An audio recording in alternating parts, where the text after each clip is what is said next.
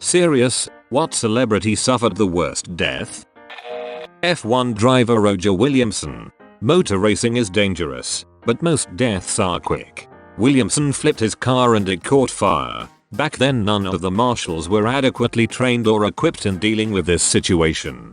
Fellow driver David Purley tried to save him, but even with his fireproof gear couldn't get close enough. Roger burned asphyxiated to death only feet away from multiple people who were powerless to help. The video is online, but it's horrific to watch. And all the other racers other than Purley just kept on driving.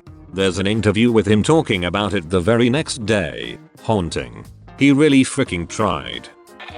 Kirsty McCall. She was swimming with her children and a powerboat came towards her son. She managed to push him out the way. She was not so lucky. What makes it worse is the man who killed her paid 1,034 pesos to get out of jail. The patsy paid to get out of jail. He was a bosun who witnesses said was not at the controls. A really rich dude was. Shoot, that's not even $100. Swedish jazz legend Monica Zetterlund died when her apartment caught fire. She was unable to get out since she was in a wheelchair due to severe problems with scoliosis. Franklin Roosevelt feared fire above all else after he was stricken with polio. He taught himself sort of a crab-like crawl so he could get out of any place where a fire had started. Spent HRS on the floor learning it. Just imagining her being unable to escape makes me extremely sad.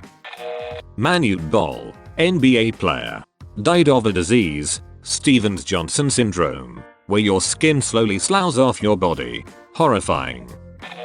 Dominique Dunn, the older sister from the Poltergeist, was strangled to death by her abusive ex and he only served 3 years in prison for voluntary manslaughter. The judge was a jackass. Isadora Duncan, a famous dancer back in the early 1900s, used to wear long flowing scarves and drive a convertible. In 1927 her scarf got caught in the rear wheel of her car, pulling her from the car and breaking her neck.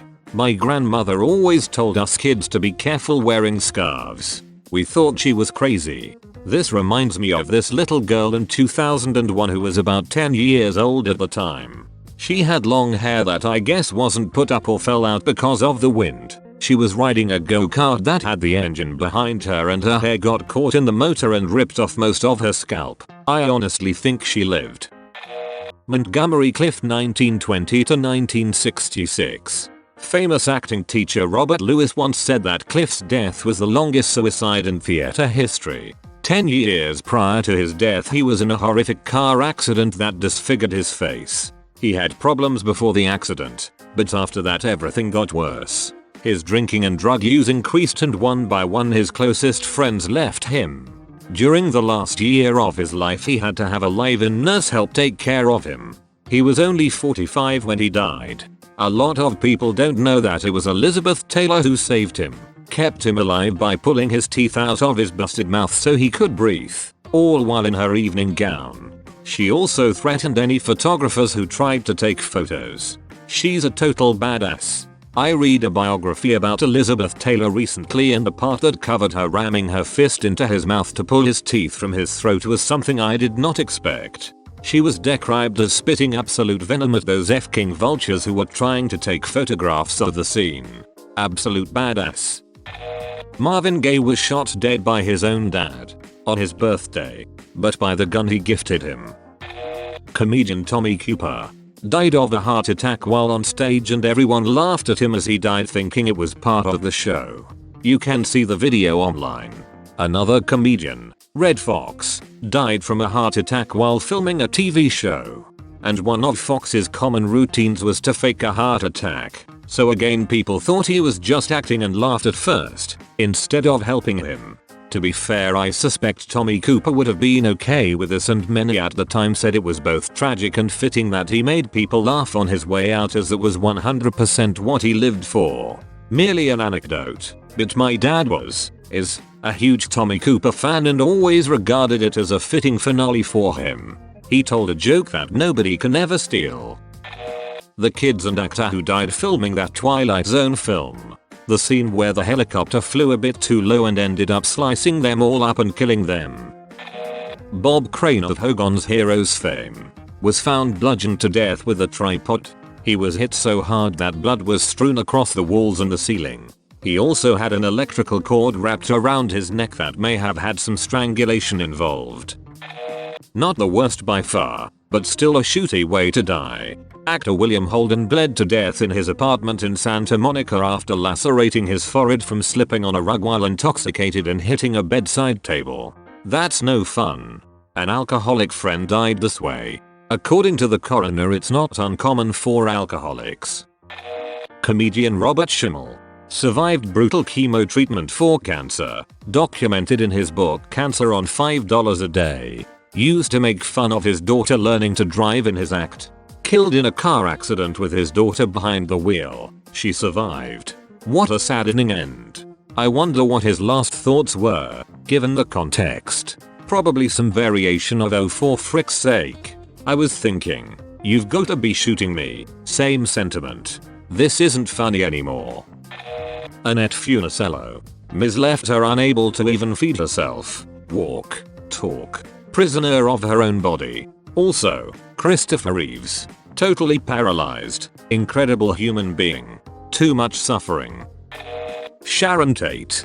Everyone else listed on here died horrible, but mostly quick deaths. Tate was literally begging for her life as she was being murdered. Begging for the life of her unborn child. Sharon Tate was nearly full term when she was viciously slain by the Manson family. She begged them to take her as a hostage until her child could be born. She was stabbed 16 times. Before she stabbed her to death, Susan Atkins looked Tate in the eyes and said, "Itch, I don't give a shoot about you or your baby. Absolute monster." Damn, okay. I'm changing mine. Sharon Tate. Not many know that her son was delivered by C-section posthumously. Apparently he looked perfect. Her husband Roman Polanski named him Paul Richard Polanski after his grandfather's. He was swaddled and buried in his mother's, Sharon's, arms. Had Paul lived, he would have been turning 50 to this year. I did not know that. That is so sad. Anton Yelchin, who played Pavel Chekhov in 3 of the Star Trek movies in 2009, 2013, 2016. He died being crushed to death. I never want to feel that. It was his own vehicle. Pinned him against something. Jane Mansfield. Have you ever noticed that tractor trailers have big metal bars on the very bottom of the back of the trailer? It's not just a step to get up into the trailer. It's to stop cars from crashing into it. Jane Mansfield died when her car crashed into the rear of a tractor trailer at high speed. Without the bars, the car slid right underneath the trailer. Unfortunately, trailers are at the perfect height to perfectly shear off the entire top of a car.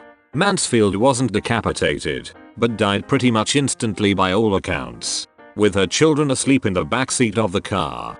That's Mariska Hargitay, Law and Order, and her 2 brothers. I adore Mariska so much and respect her immensely. I can't imagine how horrifying it must have been for her and her brothers to be there when it happened. Those bars are actually called Mansfield bars. Rebecca Schaeffer. She was a TV actress who had a stalker. He pretended to be a courier delivering a script. He knocked on her door and when she opened it, grabbed her and shot her in the heart. She died an agonizing death. This is a haunting one. I remember that she was particularly kind towards fans who wrote to her and would sometimes write back. No idea though, if she had contact with this guy or not before she was killed. Her last words, according to him, were "Why? Horrible." I watched a 20/20 special on her. They said she wrote back to almost all her fans. Someone told her to be careful doing that, but she didn't care and just wanted to be nice to her fans. Christina Grimmie was shot and killed at her own meet and greet. I often forget about this and it's so tragic. She was so young. This one hit me hard. They say she opened her arms to hug the guy as she thought he was a fan, and he just shot her. I still remember the day this happened. I felt so upset. She was so young and full of potential. And then the Pulse Club shooting happened soon after. Terrible week. This still makes me so sad. This one pissed me off. I followed her stuff here and there for like 8 years prior to her death. She deserved better. Not one of the worst here, but I think of Naya Rivera. She went swimming in a lake with her son. They say that the boat drifted, so she must have had to swim a fair bit to reach the boat, which made her tired. Also talks of how she had a recent sinus infection and suffered from vertigo, and how that may have had an effect. She managed to get her 4-year-old son back onto the boat before drowning. Her son was found alone on the boat hours later. I can only imagine how desperate she must have felt. How terrifying it must be to be drowning, but also knowing that her son is alone on a boat in the middle of a lake. Knowing those fears and anxieties that she would have had while dying makes me feel so bad for her. Drowning is an awful way to go. Natalie Wood. She was terrified of water. Drowned in the middle of the night under suspicious circumstances. Suspicious circumstance is a bit of an understatement. I don't know if it's the worst, but I gotta go with Brandon Lee's accidental death during the filming of The Crow. Yeah, and the guy that shot the fatal shot, fun boy in the movie. Can't remember his real name offhand, it really messed him up. He reverted to drugs and alcohol. Finally he cleaned himself up only to get sick. Cancer, I believe, and die.